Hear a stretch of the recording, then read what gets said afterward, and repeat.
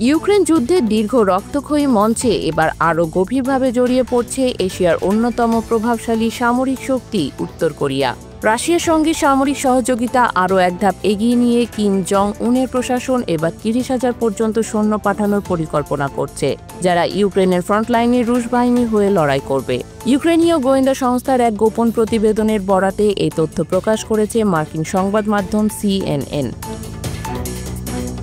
ইতিপূর্বে ২০২৪ সালের নভেম্বরে উত্তর কোরিয়া গোপনে ১১,০০০ সৈন্য রাশিয়ায় পাঠিয়েছিল, যারা কুরস্ক অঞ্চলে ইউক্রেনের আক্রমণ প্রতিহত করতে গুরুত্বপূর্ণ ভূমিকা রাখে। পশ্চিমা গোয়েন্দা সূত্রগুলো জানায় ওই অভিযানে প্রায় ৪,০০০ উত্তর কোরীয় সেনা হতাহত হন। তবে সেই অভিজ্ঞতা কিম পুতিন জোটকে ভীত করেনি, বরং আরও ঘনিষ্ঠ ও সংগঠিত করেছে।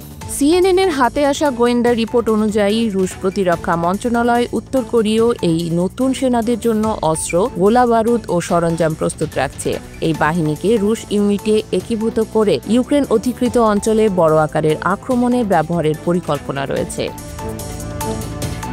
সর্বশেষ স্যাটেলাইট ছবিতে দেখা গেছে উত্তর কোরিয়ার সুনান বিমানবন্দরে কার্গো বিমানের অস্বাভাবিক গমনাগমন এবং রাশিয়ার দুনাই বন্দরে রপুচা ক্লাস সৈন্য পরিবহনকারী জাহাজের অবস্থান। বিশ্লেষকদের মতে এই ছবি কিমের সেনা মোতায়েন পরিকল্পনার বাস্তব প্রস্তুতির ইঙ্গিত বহন করে। স্টিমসন সেন্টারের কোরীয় বিশ্লেষক জেনি টাউন বলেন, ৩০,০০০ সেনা শুনতে বিশাল, কিন্তু উত্তর কোরিয়ার জন্য এটি অসম্ভব নয়। তারা ধাপে ধাপে এটি বাস্তবায়ন করতে পারে।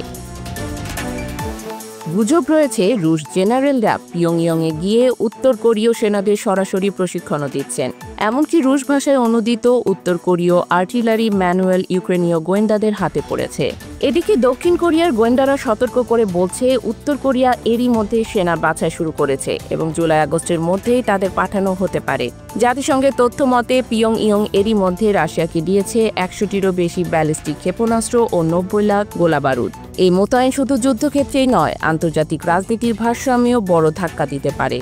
কিমের বাহিনী এবার শুধু অস্ত্র নয়, নিজের গুলি ছুড়বে ইউক্রেনের বুকে।